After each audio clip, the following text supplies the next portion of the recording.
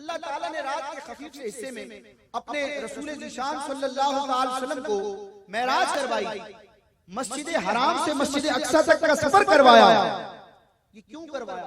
फिर मस्जिद अक्सा से नबियों की इमामत फरमाने के बाद आसमानों का सफर इख्तियार फरमाया, सिदरतुल मुंतहा तक पहुंचे, फिर जिब्रील को वहीं छोड़कर नबी पाक अलैहिस्सलाम लामका में पहुंचे और अल्लाह ताला ने अपने महबूब अलैहिस्सलाम को ऐसा कुर्ब बख्शा जिसको सूरह नजम में बड़े प्यारे अंदाज में बयान किया गया कि सुम्मा दना फतदल्ला फकान क़ाब क़ौसैन औ अदना फऔहा इला अब्दिही मा औहा। रब का जलवा महबूब के करीब हुआ और करीब आ गया, यहां तक कि अल्लाह ने अपने बंदे पर वही की जो वही की। फऔहा, अब अल्फाज पर गौर करें, जब हमने किसी बात को लोगों से पोशीदा रखना होता है तो हम उस बात का जिक्र तो करते हैं लेकिन इशारों किनारों में बात करते हैं, पूरी हकीकत खोल के बयान नहीं करते, बस समझा देकर हुआ था कुछ, तुम्हें क्यों बताएं। फऔहा इला अब्दिही मा औहा, अल्लाह ने अपने बंदे की तरफ वही फरमाई जो वही फरमाई। क्या वही फरमाई, इसका बयान नहीं फरमाया। इमाम अहले सुन्नत आला हजरत कसीदा मेराज में उस लामकां की मेराज और उस लामकां में पहुंचकर जब नबी पाक अलैहिस्सलाम ने अल्लाह ताला का जागती आंखों से दीदार किया, अल्लाह के कलाम को सुना, अल्लाह ने अपने महबूब की तरफ वही फरमाई, उस हाल और कैफियत का बयान फरमाते हैं कि ज़बान को इंतजार गुफ्तन तो गोश को हसरत शुनीदन, वहां जो कहना था कह लिया था, जो बात सुननी थी सुन चुके थे। फारसी में गुफ्तन का माना होता है गुफ्तगू करना, कलाम करना, और शुनीदन का मतलब होता है सुनना, किसी बात को सुनना, किसी कलाम को सुनना, और गोश फारसी में कान को कहते हैं। इमाम अहले सुन्नत फरमाते हैं कि रब ने फरमाया फऔहा इला अब्दिही मा औहा, अल्लाह ने अपने बंदे पर वही की जो वही की और लामकां में अपने महबूब को अपना दीदार करवाया। अब उस लामकां में ज़बान को इंतजार था कि मुझे कुछ कहने की इजाजत दी जाए, कान को इस बात की तमन्ना थी कि मुझे कुछ सुनने को मिले, लेकिन वहां जो कहना था कह लिया था, जो बात सुननी थी सुन चुके थे। और कई असरार और रमूज जो अज़ल से पोशीदा थे, अल्लाह ताला ने अपने रसूल ज़ीशान सल्लल्लाहु अलैहि वसल्लम पर उनको मुनकशिफ फरमाया। अल्लाह ताला ने इस हिकमत का बयान फरमाया। अल्लाह तबारक व तआला ने जो मेराज करवाई, और ये मैंने पहले बयान कर दिया कि अल्लाह का कोई भी काम हिकमत से खाली नहीं है। मेराज की बाद हिकमतों का बयान अल्लाह ताला ने अपने कलाम में खुद फरमाया, बाद हिकमतों को नबी पाक अलैहिस्सलाम ने रिवील फरमाया और बाद हिकमतों को बाद में आने वाले उलमा ने अपनी किताबों में तहरीर किया। एक हिकमत अल्लाह ताला ने इस आयत मुबारका में बयान फरमाई कि पाक है वो जात जो अपने बंदे खास तो रात के खफीफ से हिस्से में मस्जिद हराम से मस्जिद अक्सा तक ले गया। क्यों ले गया? लिनुरियहु मिन आयातिना, ताकि अपने बंदे खास को अपनी कुदरत की निशानियां दिखाए। कुदरत की निशानियां क्या थी? तफसीर रूहुल मानी अगर आप उठाकर देखें तो वहां पर यह तफसीर की गई कि इन निशानियों से मुराद आसमान की निशानियां थी, वरना जमीन के भी मौजूदात मेराज की रात मिलते हैं। नबी पाक अलैहिस्सलाम जब मस्जिद हराम से मस्जिद अक्सा की तरफ जा रहे थे, सरकार फरमाते, मुस्लिम शरीफ की रिवायत है, फरमाते मररतु अला मूसा, मैं मूसा के पास से गुजरा। मूसा अलैहिस्सलाम को दुनिया से विसाल फरमाए हुए सदियां बीत चुकी हैं, वो आप अपने मज़ारे पर अनवार में हैं, लेकिन हुजूर फरमाते मररतु अला मूसा, मैं मूसा के पास से गुजरा। लैलत उसरिया बी, मेराज की रात, इंदल कसीबिल अहमर, सफेद सुर्ख टीले के पास से। अब आप जरा गौर करें, जो मशहूर और सही कौल के मुताबिक मेराज करवाई गई, ये मौजूदा कब हुआ? मेराज की जो शब थी वो रजबुल मुरज्जब की 27वीं तारीख थी, और चांद के एतबार से अगर आप देखें तो महीने की आखिरी रातों में चांद पोशीदा होता है, चांद की रोशनी नहीं होती। महीने की आखिरी रातें जो है वो तारीख होती हैं, और रात के वक्त अगर लाइट भी ना हो, चांद की रोशनी भी ना हो, तो आप मुझे बताएं हमें कोई चीज नजर आएगी? अगर कोई चीज करीब में रखी हो तो उसका कलर क्या है और वो किस नौइयत की है, हम उसको नहीं जान सकेंगे। और जो चीज जमीन के अंदर हो उसको तो दिन के उजाले में भी नहीं देख सकते, लेकिन मुस्लिम शरीफ की रिवायत है, हुजूर अपनी नजर का बयान फरमाते हैं कि रजब की 27वीं शब है, तारीख रात है, और सरकार अलैहिस्सलाम खिरामा मस्जिद हराम से मस्जिद अक्सा की तरफ रवा दवा है। रास्ते में मूसा अलैहिस्सलाम का मजार आता है। हुजूर फरमाते हैं मररतु अला मूसा, मैं मूसा के पास से गुजरा। लैलता उसरिया बी, उस रात जब मुझे मेराज करवाई गई, पूरा एड्रेस भी बता दिया। वो मजार कहां था? इंदल कसीबिल अहमर, सुर्ख टीले के पास। अब क्या हुआ? अब उस टीले के कलर को भी हुजूर अलैहिस्सलाम ने रात की तारीकी में पहचान लिया। अब हुजूर फरमाते हैं यहां से सरकार अलैहिस्सलाम का इल्म, आपकी निगाह और अंबिया की हयात का बयान बिल्कुल वाज़ेह तौर पर जाहिर होता है।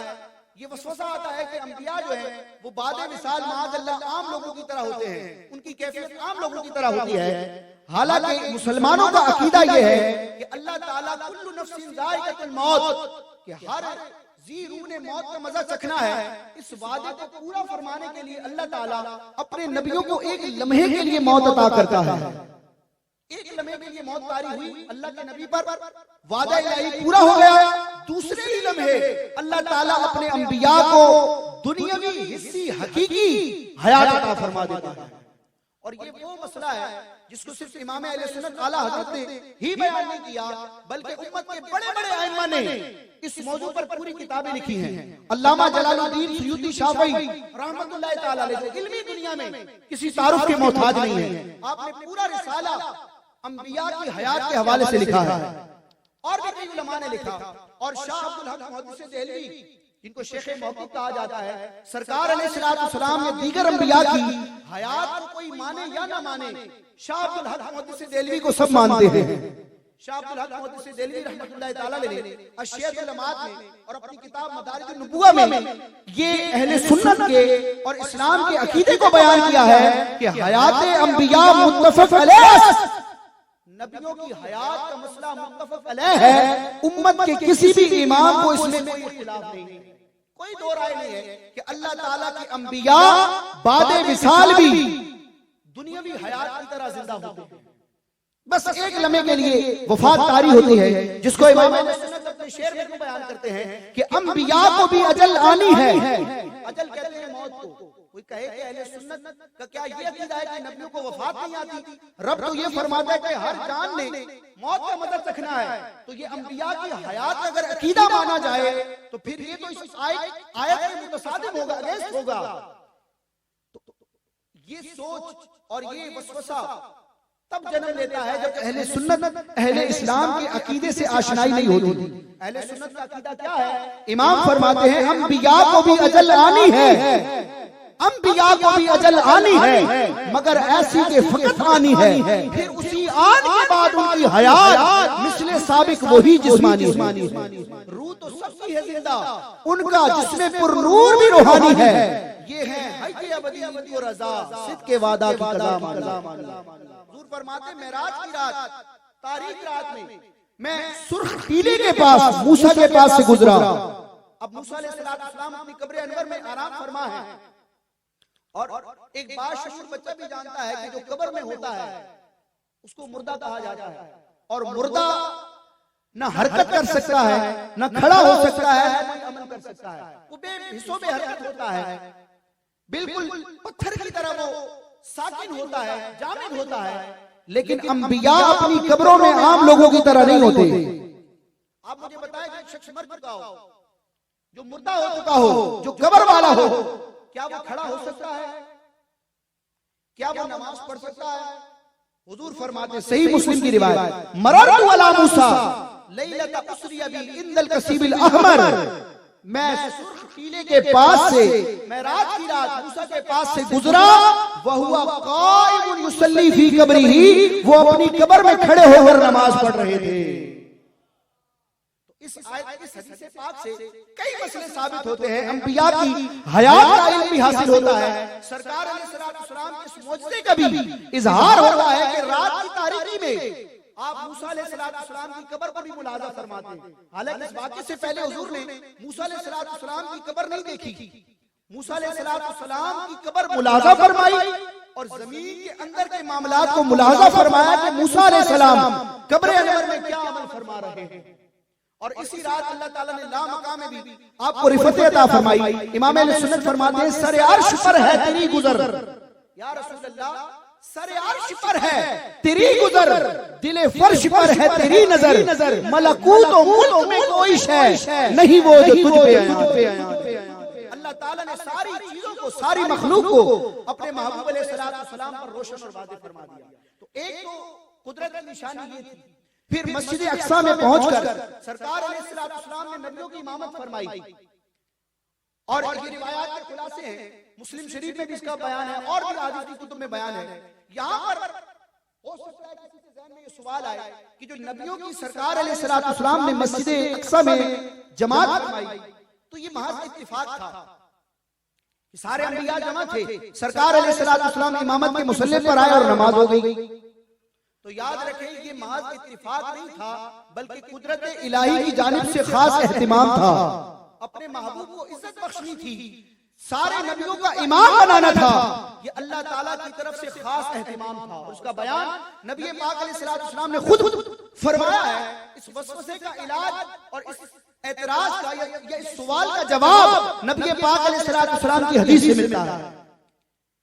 काजी आज़ मालिकी रहमतुल्लाह ताला अलैह शिफा शरीफ में जिक्र करते हैं कि सरकार अलैहिस्सलाम ने मस्जिद अक्सा में पहुंचकर जो नमाज अदा फरमाई, हुजूर खुद फरमाते हैं कद रअयतुनी फी जमाअतिन मिनल अंबिया, मैंने अपने आप को नबियों की जमात में देखा। फहानत सलाह, नमाज का वक्त आया, नमाज का वक्त हुआ तो मैंने नबियों की इमामत फरमाई।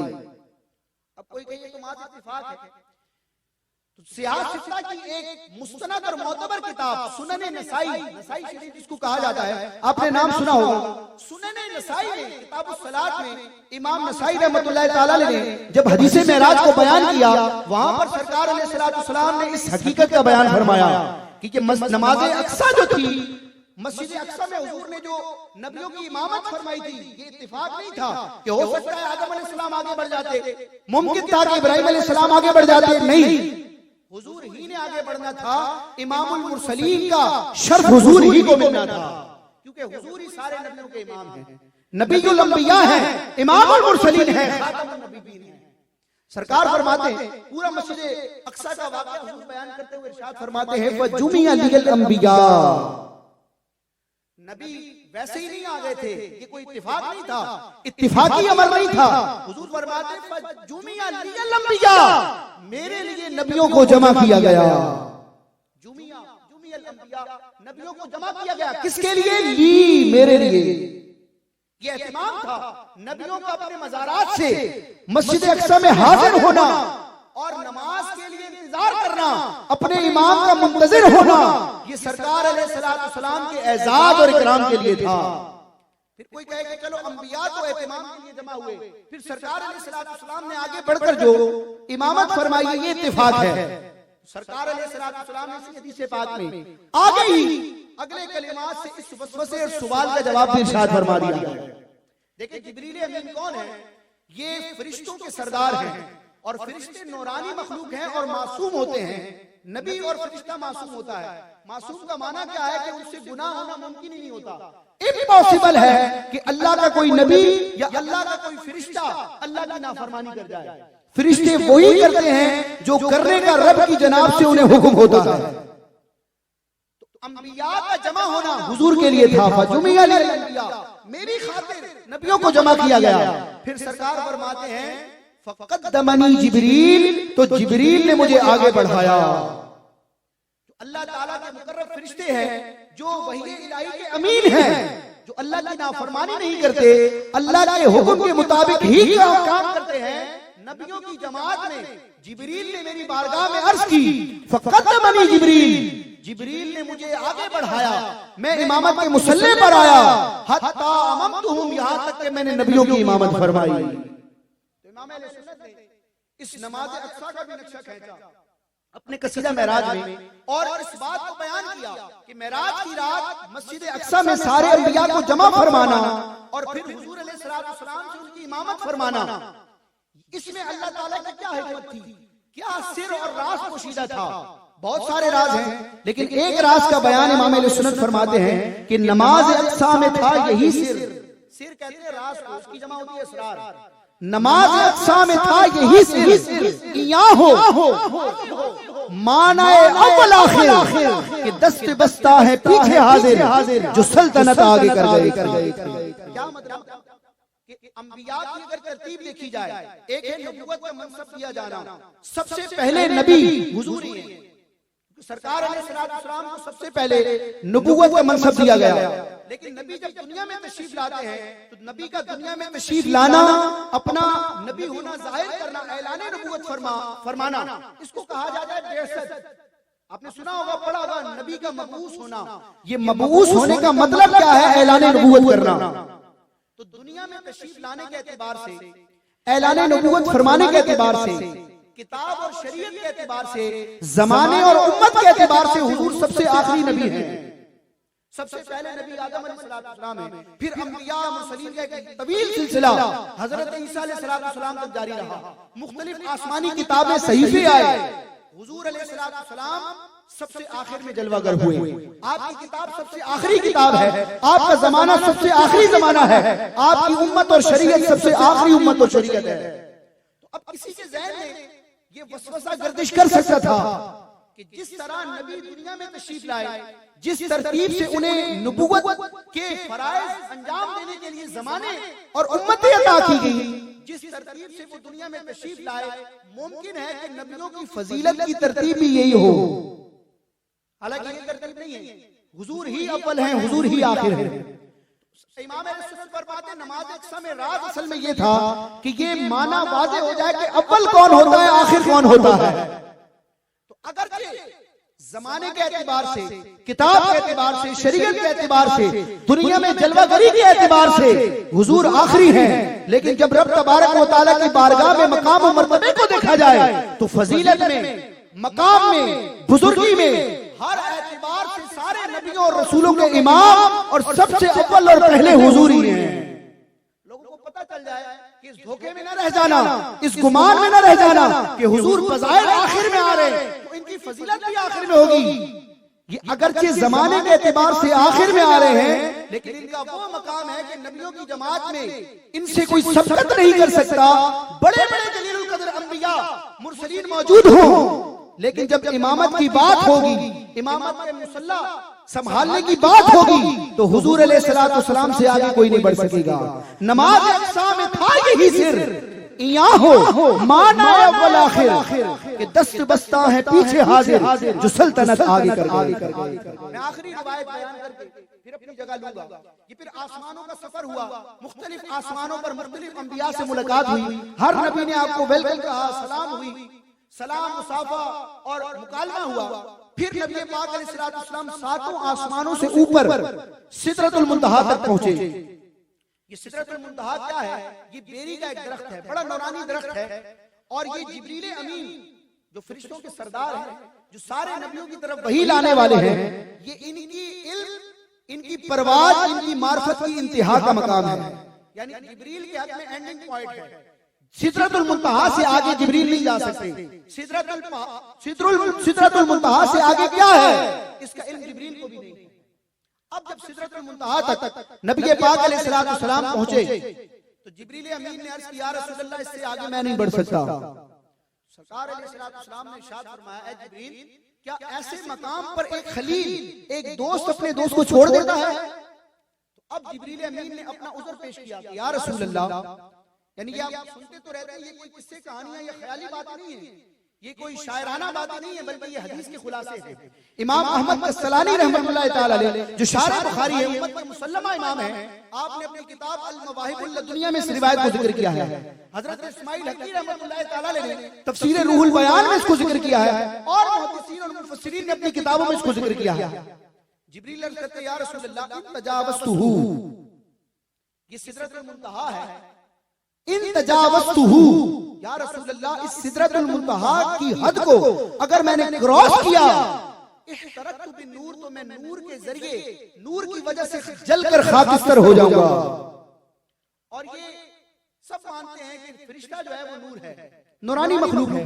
नूरानी मखलूक का जो सैयद और सरदार है, सबसे अफजल व आला फरिश्ता है जिब्रील, जो सरापा नूर है, वो अर्ज करता है या रसूल अल्लाह, सिदरा के उस पार अल्लाह ताला के अनवार और तजल्लियात का ऐसा नूर है जिस नूर का मुशाहिदा मैं नहीं कर सकता। अगर उस नूर के मुकाबिल मैं आया तो उस नूर की तजल्ली के सबब मैं जलकर खाक हो जाऊंगा। अब नबी पाक अलैहिस्सलाम की नौरानियत का इज़हार हुआ। हुजूर बशर भी हैं, नूर भी हैं। नौरानियत आपकी हकीकत है, बशरियत आपका लिबादा है, आपकी सिफत है। सरकार अलैहिस्सलाम ने इरशाद फरमाया, जिब्रील हल लक मिन हाजत, क्या तुझे कोई हाजत है, कुछ काम है तो बता। तो जिब्रील अमीन ने अर्ज की, या रसूल अल्लाह, आप रब की बारगाह में जा रहे हैं, रब की बारगाह में पहुंचकर मेरे लिए रब से इस बात का सवाल कीजिएगा कि जब कयामत के दिन आपकी उम्मत जन्नत में जाने के लिए पुले सिरात को पार करे, जो तलवार की धार से ज्यादा तेज, बाल की बारीकी से ज्यादा बारीक है, जहन्नम की पुष्ट पर है, जिसको इमाम सुन्नत यूं बयान करते हैं कि बीच में आग का दरिया है, कस्त उस पार है क्या होना। आग के दरिया पर जो नसब है, उस पुल से जब आपकी उम्मत गुजरे, अल्लाह ताला क़यामत के दिन मुझे ये इजाजत अता फरमाए कि मैं अपने नूरानी परों को बिछा दूं और आपकी उम्मत मेरे परों पर से गुजरकर जन्नत में दाखिल हो जाए। जिसको इमाम सुन्नत अपने कलाम में यूं जिक्र करते हैं, इशारा करते हैं कि अहले सिरात रूह अमी को खबर करे। अहले सिरात पर मुकर्रर फरिश्ते हैं, वो जिब्रील को बता दें मेराज की रात तूने जिस ख्वाहिश का इजहार किया था, उस ख्वाहिश पर अमल करने का वक्त आ गया है। अहले सिरात रूह अमी को खबर करे, जाती है उम्मते नबवी फर्श पर करे। लेकिन फिर इमाम सुन्नत का इश्क है कि हुजूर जब हमारे मददगार हैं तो जिब्रील की मदद लेना समझ में नहीं आता। इमाम सुन्नत फरमाते, क्यों रज़ा मुश्किल से डरिए जब नबी मुश्किल कुशा हो, खौफ ना करा जरा, तू तो है अपने मुस्तफा, तेरे लिए अमान है, तेरे लिए। जिब्रील ने ख्वाहिश का इजहार तो किया, अपने कलाम में उसकी तरफ इशारा भी कर दिया कि जिब्रील को कोई खबर कर दे कि उम्मत जा रही है, अपने परों को फर्श बना दे। लेकिन हुजूर अलैहिस्सलाम से इश्क कैसा है, सरकार अलैहिस्सलाम की मदद पर भरोसा कितना है कि जिब्रील को भी हुजूर ही नवाजते हैं, तो हुजूर के होते हुए हम जिब्रील से क्या मदद लें। फरमाते हैं, बारगाह रिसालत में अर्ज करते हैं कि पुल से उतारो या रसूल अल्लाह, पुल से उतारो, राह गुजर को खबर न हो, अरे जिब्रील पर बिछाए तो पर को खबर न हो। फिर नबी पाक अलैहिस्सलाम ने जिब्रील को वही छोड़कर लामका का सफर किया और वो रिफतें पाई, वो फजीलतें पाई जो किसी फरिश्ते और किसी नबी और किसी रसूल के हिस्से में भी ना आई। अब इस मसले से साबित क्या हुआ कि सिदरा से उस पार जो नूर है, उस नूर का मुकाबला और मुशाहदा नूरानी मखलूक का सरदार जिब्रील नहीं कर सकता। लेकिन सरकार अलैहिस्सलाम जो बज़ाहिर बशर और इंसान है, आप उस नूर का मुशाहदा भी करते हैं, उस नूर से बरकतें भी लेते हैं।